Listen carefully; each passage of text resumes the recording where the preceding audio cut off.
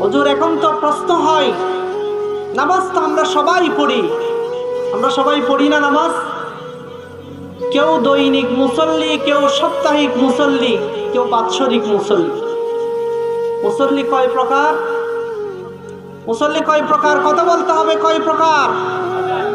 দৈনিক মুসল্লি যারা 5 ওয়াক্ত নামাজ আদায় করে। সাপ্তাহিক মুসল্লি কাজের এত ব্যস্ততা, সারা সপ্তাহ নামাজ পড়ার সুযোগ হয় না। ইমাম সাহেব যখন খুতবা শুরু করে তখন দৌড় মেরে যাই নামাজটা নিয়ে মসজিদের বারান্দায় বা মসজিদের বাহিরে গিয়ে যাই নামাজটা বিছিয়ে নামাজের জন্য বসে যায়। ইনি হলেন সাপ্তাহিক মুসল্লি। আরেকজন আসছে বাৎসরিক মুসল্লি, যে ঈদের নামাজটাও যদি না পড়ি কেমন হয়, এজন্য গোসল করে খুব পরিষ্কার পরিচ্ছন্ন সুন্দর কাপড় পরিধান করে ঈদগাহের ময়দানে একেবারে ইমাম সাহেবের সামনে গিয়ে নামাজ আদায় করার জন্য বসে, অথচ ওই ভাই ওই দিন ফজরের নামাজটাও পড়তে পারে।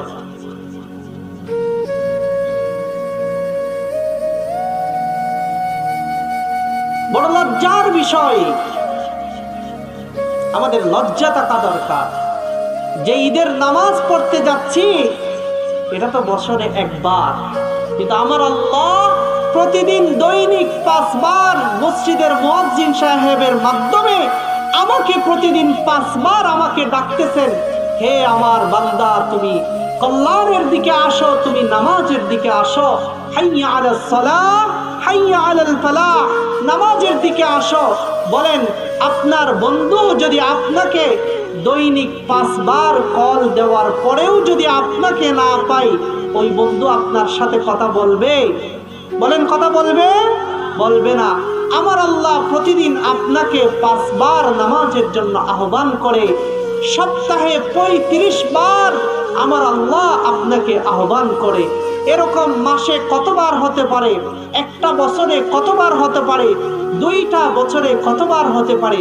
আমার জীবন কত বছর বয়সে, আমি কত বছর বয়সে পদার্পণ করেছি, আল্লাহ আমাকে কতবার ডেকেছেন, এরপরেও তো আমার আল্লাহ আমার রিজিক বন্ধ করে নাই, আমার আল্লাহ আমার পানি বন্ধ করে নাই, আমার আল্লাহ আমার খাদ্য বন্ধ করে নাই, আমার আল্লাহ আমাকে যে ফ্রি অক্সিজেন দিয়েছেন তা বন্ধ করে নাই, আমার আল্লাহ আমার দুনিয়ার সব ধরনের সুযোগ সুবিধা আমার আল্লাহ আমার জন্য বন্ধ করে নাই। বান্দা তোমার জন্য একবার আফসোস লাগে, তোমার একটু আফসোস লাগে, তোমার একটু মায়া হওয়া দরকার। মা যদি সন্তানের সাথে রাগ করে, তো এই সন্তান মায়ের সাথে যদি কথা না বলে, এই মা সন্তানের সাথে কতক্ষণ থাকতে পারে?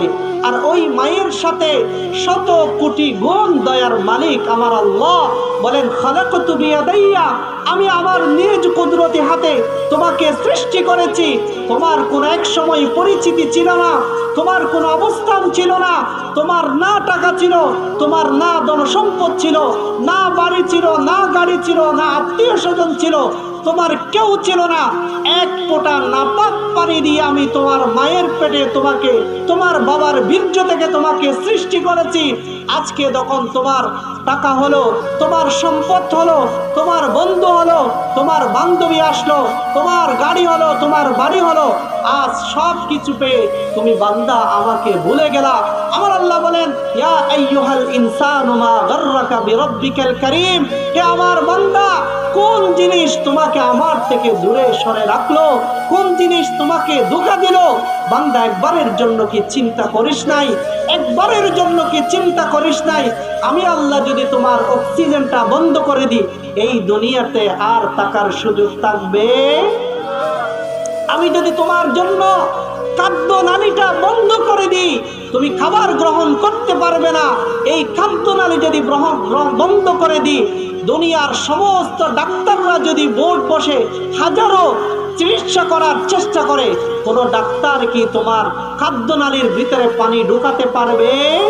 কোন ডাক্তার তোমার ভিতরে খাবার পৌঁছাতে পারবে? আমি বান্দা যদি তোমার জন্য যদি এই দুনিয়ার আলো বাতাস যদি বন্ধ করে দিই, তাহলে বান্দা এই দুনিয়াতে তো আর থাকার সুযোগ থাকবে না। কেমনে বান্দা তুমি পারো, তুমি কেমনে পারো নামাজ না পড়ে, তুমি কেমনে পারো কোরআন না পড়ে, তুমি কেমনে পারো পর্দা না করে, তুমি কেমনে পারো নিজের গুনাহের উপরে অটল থেকে, কেমনে তুমি এই আল্লাহর দেওয়া রিজিক বক্ষণ করে আল্লাহর জমিনে আচরণ করে বান্দা তুমি কেমনে থাকতে পারো? দুনিয়ার ঘরকে তুমি কত সুন্দর করে সাজাইলা বান্দা, বান্দা দুনিয়ার ঘরকে কত নানান ভাবে সাজসজ্জ করলা, যে পাকার ব্যবস্থা করলা, বিদ্যুতের ব্যবস্থা করলা, গ্রীষ্মকালে এসির ব্যবস্থা করলা, সুন্দর নানান ভাবে খাবারের জন্য ফ্রিজের ব্যবস্থা করলা, দামি খাটের ব্যবস্থা করলা, দামি ফার্নিচারের ব্যবস্থা করলা। বান্দা তুমি দুনিয়ার ঘরকে এত সাজসজ্জা করলা, দুনিয়ার ঘরকে এত সুন্দর সাজাইলা। বান্দা এই ঘর তো তোমার আসল ঘর নয়, তোমার আরেকটি ঘর আমার কাছে ঈমান এবং আমল নিয়ে আসবে না, আমি তার সাথে বড় দুর্ব্যবহার করব। আল্লামা সুফিয়ান সৌরি রহমতুল্লাহ আলাইহি তার কিতাবের ভিতরে লেখেন, বান্দা যদি ঈমান এবং আমল নিয়ে যদি আল্লাহর কাছে যেতে না পারে, কবরের এক পাশের মাটি আরেক পাশের মাটির সাথে এমন জোরে চাপা দিবে, এমন জোরে চাপ দিবে, বান্দার পাজরের হাড্ডিগুলো এক পাশের হাড্ডি অপর পাশের হাড্ডির ভিতরে এমন ভাবে ঢুকে পড়বে। বান্দা এই শাস্তি সহ্য করার সাধ্য ক্ষমতা আমার আপনার কি আছে? তাহলে বান্দা কেন আমি নামাজ না পড়ে থাকতে পারি? কেমনে পরকীয়ায় লিপ্ত হয়ে নিজের গুনাহের মধ্যে জীবনটা শেষ করে দিচ্ছি? কেমনে মোবাইলের অ্যাপসে জুয়া খেলে নিজের সম্পদ, পরিবার পরিজনের সম্পদ, মা বাবার সম্পদ, দেশের সম্পদ, গ্রামের সম্পদ সব কিছুকে বিলীন করে দিচ্ছি। কোনো যুবক না বুঝে 5 লক্ষ 10 লক্ষ কোটি কোটি টাকা মোবাইলের অ্যাপসে জুয়া খেলে এই সম্পদ শেষ করে আজকে পথের ফকির হয়ে যাচ্ছে। কেন বান্দা এই সম্পদ নষ্ট করলা?